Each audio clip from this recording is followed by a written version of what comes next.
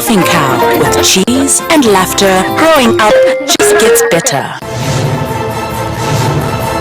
It's hot, it's sizzling. Everyone and everybody will win in the Airtel Red Hot promo. 60 lucky people will win 1 million naira each in 60 days. And one lucky person will go home with a star prize of 10 million naira. 280 million naira worth of prizes to be won. Over 5,000 lucky people will win airtime daily. Simply recharge to win. The more you recharge, the more you win.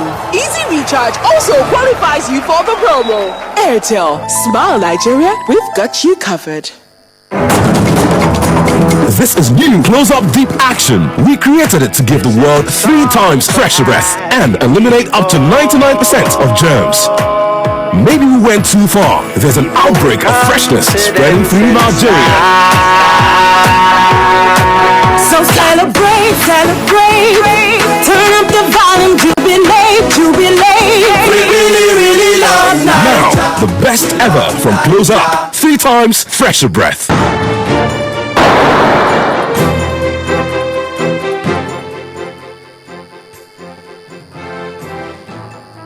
Unveiling the new look of Guinness. Discover a colorful world of more.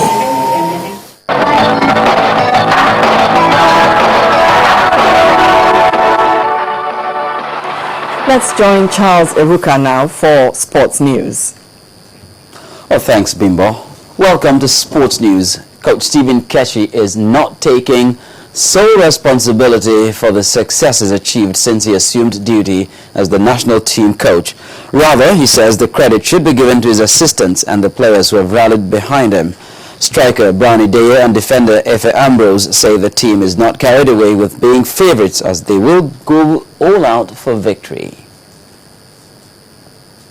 And following the recent rumour making the rounds that the sum of €1 million has been placed on the most valuable player that just concluded on the 17 World Cup, Kelechi Iheanacho, his father has openly debunked the allegations. Speaking to our Imo State correspondent from his home in Owerri, the state capital, Mr. James Iheanacho said he was shocked and surprised to read on the pages of the dailies that he had placed a huge price tag on his son. He insisted that there was never a time he discussed such an issue with any agent. Yes, right from the day the Champion Cup, they played final. Most of them were coming. I don't know much about international figure. Who am I to say, give me €1 million? I have never in time discussed with anybody. Those people are my enemies. They don't love something good. Maybe as my name is ruling the whole world now, they don't like it. They just want to stay by me. I have never in time or anywhere discussed with anybody. Well, as the controversy over Kelechi's worth keeps on raging, more rewards continue to come the way of the victorious Golden Eaglets. This time, it is the Imo State Governor, Rochas Okorocha, who gave cash gifts to members of the team from the state. 4 members of the team, Kelechi Iheanacho, Chidiebere Mwakali, Chidera Eze, and Uzoha Odinaka, got 1 million naira each, and the sum of 2 million naira was given to the assistant coach, Emmanuel Amuneke. Governor Okorocha said, apart from the cash gifts to the players and their coach, the Imo State government is also giving them a piece of land each in a choice area within Owerri, the capital city, and also taking up responsibility for their education up to tertiary level. And that's it on Sports News. It's back to Bimbo for the rest of the news at 10.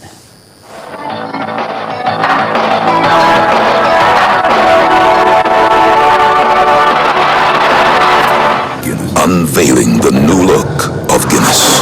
Discover a colorful world of more.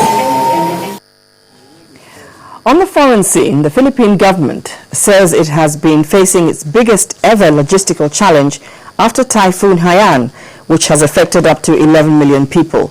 The Cabinet Secretary says the government has been overwhelmed by the impact of Haiyan, one of the most powerful storms on record. The official death toll stands at more than 2,200, but local officials and aid workers say it could rise much higher. Meanwhile, aid is slowly beginning to arrive in the worst affected regions.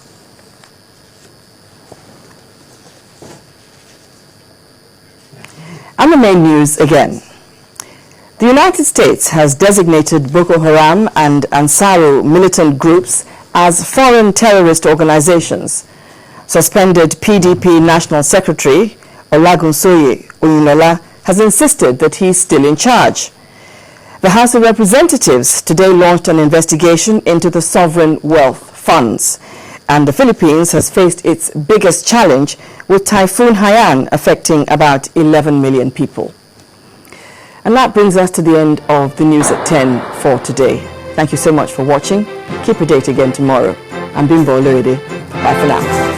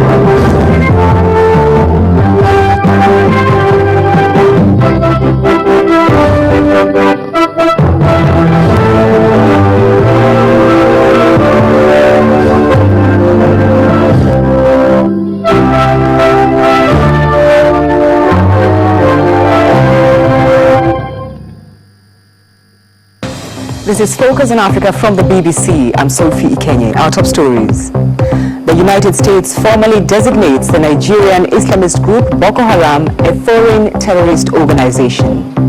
The death toll continues to rise in Puntland as aid workers struggle to reach those worst affected by Saturday's cyclone.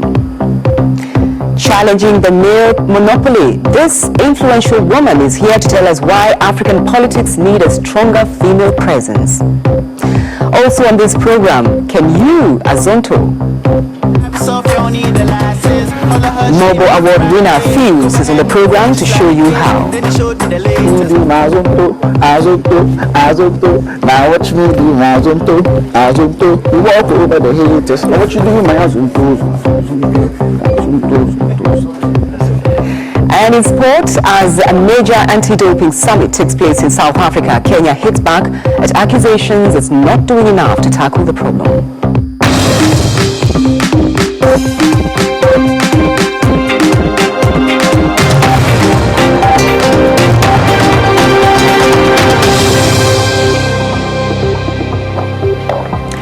Hello and welcome to Focus on Africa from BBC World News. I'm Sophie Ikenye. The United States government has officially designated the Nigerian Islamist group Boko Haram as a foreign terrorist organization. An announcement expected to be welcomed by the Nigerian government. The U.S. State Department also included the Nigerian group Ansaru in the designation. Several of Boko Haram's fighters have already been put on the list, but what does it actually mean? Will Ross reports from Lagos. There's no doubt that the group known as Boko Haram has been responsible for a campaign of terror which has led to thousands of deaths. Its targets have been widespread across swathes of northern Nigeria.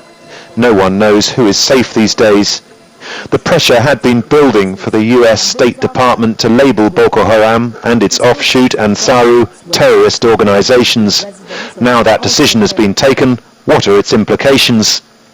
Once America brands a group a foreign terrorist organization, it becomes a crime under US law to provide support to that group, be that finance, weapons, training or shelter. Members of the group who are not already US citizens will not be granted entry to America and could in some cases be forcibly removed. Any cash with connections to Boko Haram found in the US banks will be confiscated. Across the continent, 3 other groups are already on the US list. Al-Qaeda in the Islamic Maghreb, Al-Shabaab in Somalia and Ansar Dine in Mali. Some will ask why it's taken so long.